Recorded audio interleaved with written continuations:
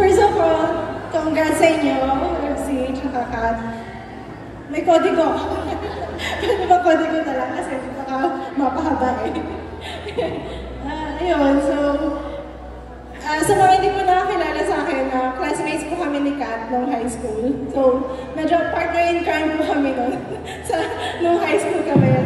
Either po sa, pagigitara, kaya mga Taylor Swift po, ganyan. Swiftie po kami parehas. Ayun. Ayun. That's when the time yung life natin is used to be all about homework, crush, kaya pag-jamming after klase, tsaka paano manalo sa Carol Fest sa STC. Daming practice na sa choir. Ayun, tsaka syempre yung mga kalokohan natin ng mga HS Barkada, nandito din ngayon. We basically grown up beside each other, and especially through those awkward teenage years, yung mga kilig moments, heartbreaks, tsaka yung ano na sunod, parang gano'n. Anong course na yung sunod natin kukuhanin or something. Oo. In a way, we watch each other become who we are. And one late night message, one inside joke, and one Taylor Swift album release at a time.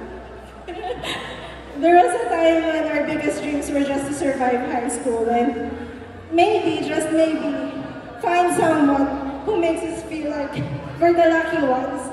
And ngayon, Kat, you're really the lucky one because you have found someone who sees you, who chooses you, and makes you laugh even when you're tired, you're sad.